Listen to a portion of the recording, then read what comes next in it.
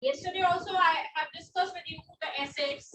Because the terms are new for you, I am just helping you to recall the things again. Assets, what we did yesterday, these are basically of three types. One he was calling it non-current assets. Another category he was calling current assets, right? Then the third category he has put forward fictitious assets, and third is fictitious. Do you know the dictionary meaning? Any of you know the dictionary meaning of fictitious? The term fictitious. This is FICTI again TIOUS. What is the meaning of fictitious? Yes, anyone? Except Himanshu, anyone else who know? Okay, Himanshu, unmute. Okay, unmute yourself. Bolo. Himanshu, you can speak now. Keep your mic in front of you. आपने अपने आप को दोबारा से mute कर लिया बेटा जी. Unmute करो. Yes. हाँ, fictitious. मैम fictitious का मन करता है जो इमेजिनरी, जो हम सोचते हैं. बिल्कुल ठीक. राइट. जो सच में नहीं होता हमारी इमेजिनेशन होती है. Very good. fictitious. Okay, I will be explaining this with the help of certain examples. Let me recall the things once again. Non-current assets का जाते हुए एक बच्चे ने मेरे से पूछा था क्या मैम non-current asset जो है वो fixed भी हो सकते हैं? बेटे fixed assets का ही दूसरा नाम non-current asset, right? So this thing you have to keep in your mind. Non-current assets are also named as fixed asset. So when I defined it, all those assets who are having the life, whose life is useful life is more than 1 year. जिसका life span मेरे सारे assets मेरे business में जिसका life span 1 साल से ज्यादा है उन सारे एसेट्स को या तो हम नॉन करंट एसेट्स कहते हैं या फिर फिक्स्ड एसेट्स कहते हैं. Right. So many examples we have in our mind related to that are machinery, that are motor vehicles, that are land, that is what building, that is what furniture, that is what fixture, etc. Computer, your office equipment, ठीक है, your office tools और production में जो use होते हैं tools, machinery, these all are the examples of your non-current assets. Now come to the second type of the asset which we call current asset. हर वो asset जिसका life span 1 साल या 1 साल से कम है, means all those assets whose life is less than or equal to 1 year. That assets are named as current assets. और कल जाते जाते लेक्चर को वाइंड करते हुए I gave you few examples, that is cash in hand. ठीक है, cash तो हर आए दिन चेंज होता है भाई. हमारा बैलेंस कितना है हमारे पास? In the beginning, for example, in my business house and I am running a small shop in some locality. In the beginning, I put the cash of rupees 1500 in my cash box. Evening में वो कभी 800 रह गया क्योंकि मैंने कुछ खरीद लिया. जब शाम को के बाद, ठीक है, मेरी थोड़ी सी सेल बढ़ी तो वो कैश बढ़ के मेरा 2700 हो गया. तो daily it gets changed, right? So cash in hand is one of the most important example of your current asset. Then your bank balance. Business houses run their account in the bank.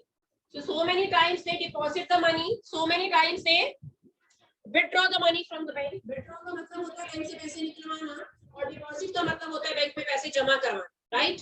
So कितनी बार आप दिन में पैसे जमा करवाते हैं, निकलवाते हैं, किसी को चेक काट के दे देते हैं, वो बैंक में से जाके आपके अकाउंट में से पैसे विथड्रॉ कर लेता है.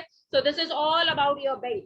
So bank balance is also having changing balance. And similarly, one most important asset which we fall it under current assets category, that is stock. The things in which you are dealing. For example, you are running a stationery shop, तो daily आपका pen pencils का balance change होता होगा. आप कुछ नया खरीदते होंगे तो बैलेंस बढ़ता होगा, कुछ बिक जाते होंगे पेन और पेंसिल्स तो बैलेंस कम हो जाता होगा. ठीक है. For example, you are running a readymade garment shop, तो डेली कुछ बिक रहा है तो daily it is coming down.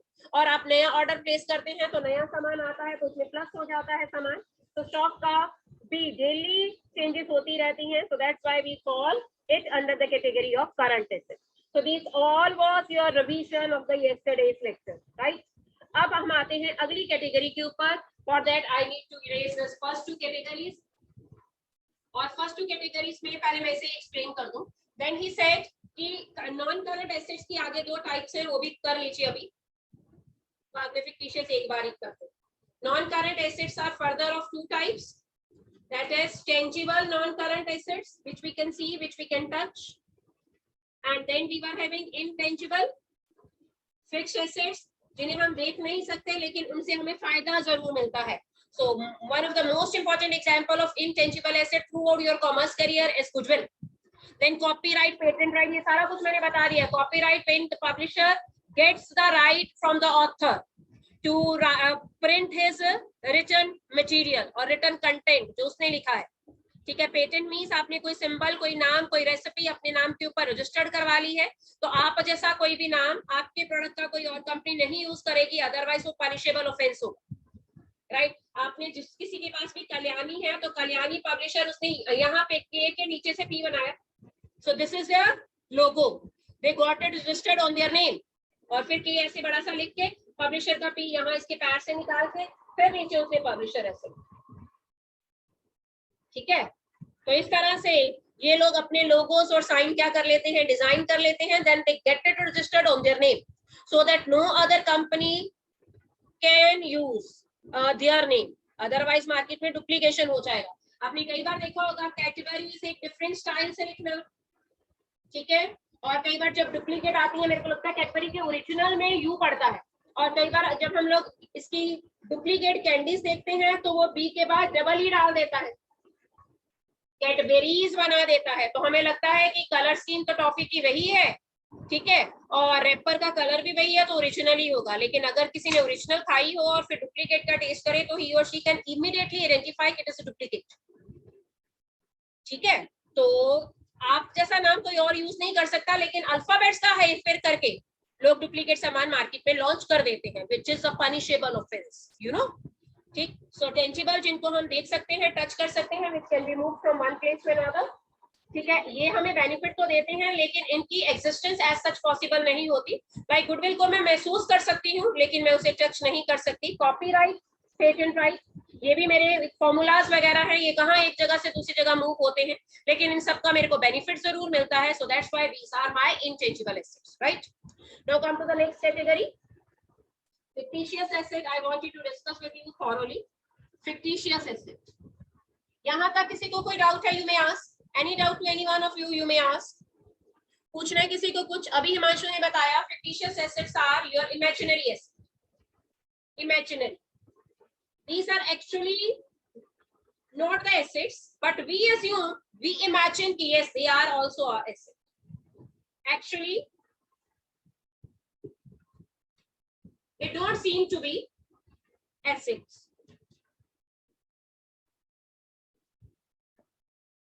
लगते नहीं है कि assets होंगे, लेकिन ये assets होते हैं.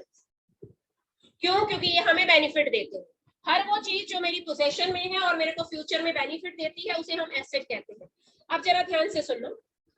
इसकी एक ही एग्जांपल रहती है हमारे पूरे अकाउंट्स में फिक्टिशियस एसेट की. That is a huge amount. पहले एग्जांपल देखो. A huge amount being spent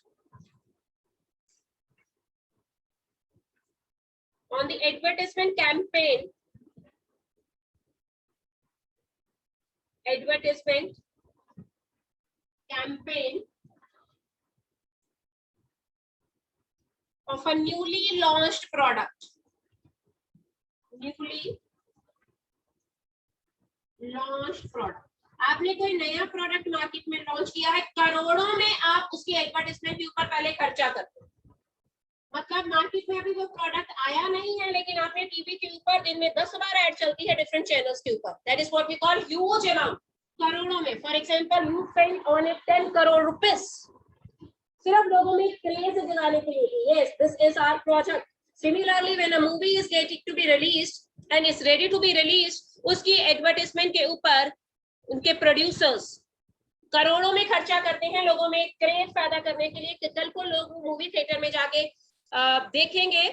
We will be in a position to sell the tickets to them and we will be earning a heavy income from that. So whenever you spend a lot on the advertisement of a new thing or a new picture or a new movie or on a new like web series या कोई TV में कोई serial आ रहा है, उससे आने से पहले आप उनकी जब एडवर्टाइजमेंट के ऊपर खर्चा करना शुरू करते हो तो वो होता है एडवर्टाइजमेंट, ठीक है, और इसे बोलते हैं डेफर्ड रेवेन्यू एक्सपेंडिचर।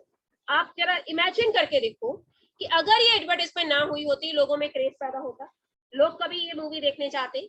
यहाँ लोगों को हम लोगों ने एड में बता दिया this is our new detergent powder, you need not to go to the dry cleaner, आप घर में ही ड्राई क्लीन जैसा अपने कपड़े को निखार सकते हैं। So people will get crazy for it. People will be waiting कि कब ये मार्केट में आएगा और मैं इस डिटर्जेंट पाउडर को खरीदूं। And for the first time they are recommending that this detergent powder we are producing in the form of liquid. So ladies, they will be like always crazy or the mad about the whiteness of their clothes, etc. So they will definitely be paying for it and they will be buying for it. So it happens only due to advertisement, because advertisement ने awareness create करी, advertisement ने craze create किया और लोगों ने धड़ाधड़ वो सामान खरीदा जब वो मार्केट में लॉन्च हुआ। सो दिस एडवर्टाइजमेंट इज दो expenditure, but it is going to give you a benefit in terms of increased sale, so that's why it is a fictitious asset.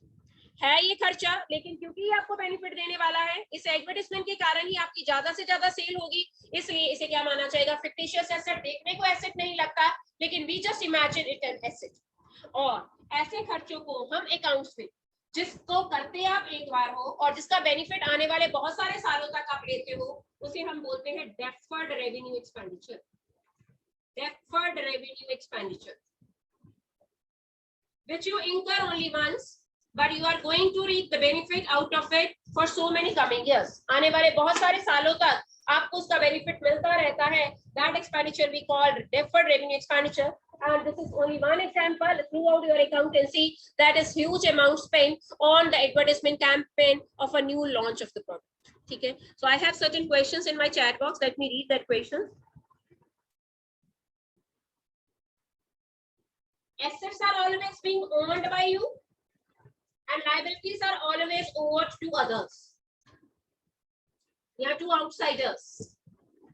ठीक है, liabilities के लिए हमेशा वर्ड हम use किया करेंगे owed, और assets are always owned. This is N by own, owner से बना own.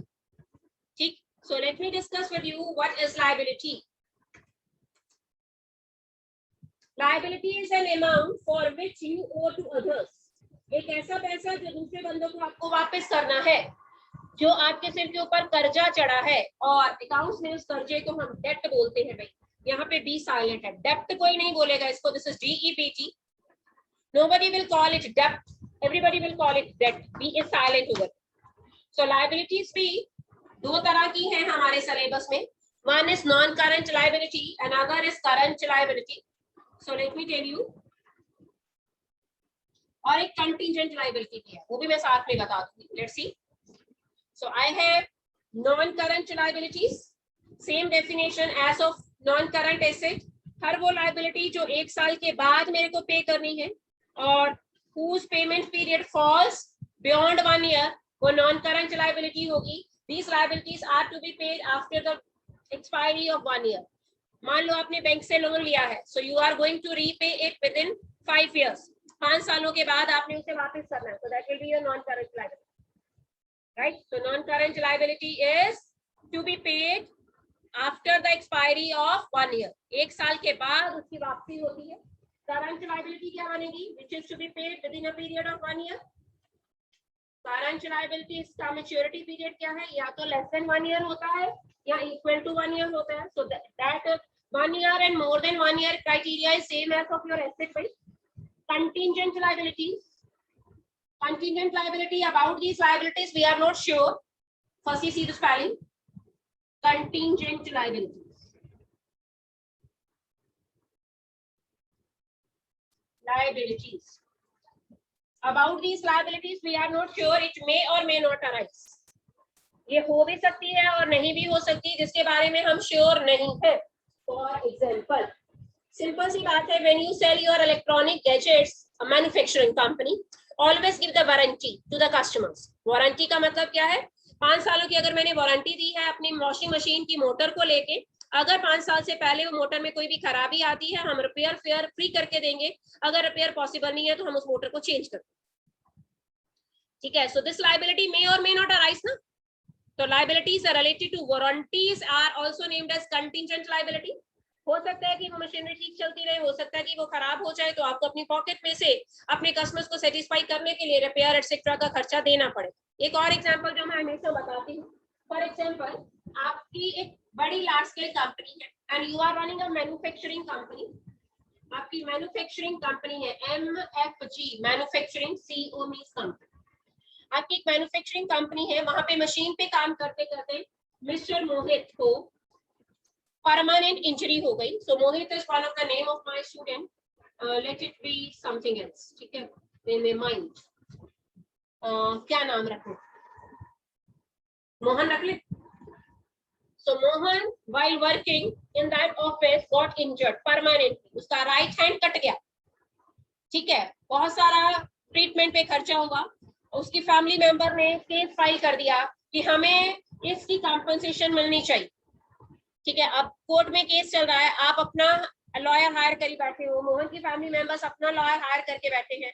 अभी तक डिसीजन नहीं हुआ कि कोर्ट हमारी फेवर में डिसीजन देता है कि मोहन की फैमिली की फेवर में डिसीजन देता है। बेसिकली मोहन की फैमिली ने 10 लाख की कंपनसेशन डिमांड करी है। तो जब तक आपका डिसीजन फाइनल नहीं होता, ये 10 लाख कंटीजेंट लायबिलिटी रहेगी, बिकॉज इट मे और may not arise. When it may actually arise और कोर्ट कहता है 7 लाख की आपको कंपनसेशन देनी पड़ेगी within a period of 1 year, so आप उसे करंट लायबिलिटी में लिख देंगे compensation due to the injured employee, ठीक है। ड्यू का मतलब है we are liable to pay to that family members of injured employ. So any liability about which you are not sure, it may arise, it may not arise, that liabilities we call contingent liabilities. Bank से लिया गया loan 5 सालों के लिए, 2 सालों के लिए, वो नॉन करंट लायबिलिटी होगा। बैंक से अगर 6 महीने के लिए लोन लिया है तो आपका करंट लायबिलिटी होगा, ठीक है। 2 साल और कैश क्रेडिट, कईयों के पेरेंट्स ने क्रेडिट कार्ड लिया होता है, वो 4 महीने और 40 डेज में वो क्रेडिट क्या करना होता है, हम लोगों को वापस करना होता है। So that credit is to be repaid within the period of 40 days. So that is also to be falling under the current liability, right? So current liabilities are to be paid within a period of 1 year or less than 1 year. Non-current liabilities are to be repaid after the expiry of 1 year. Their time period is more than 1 year.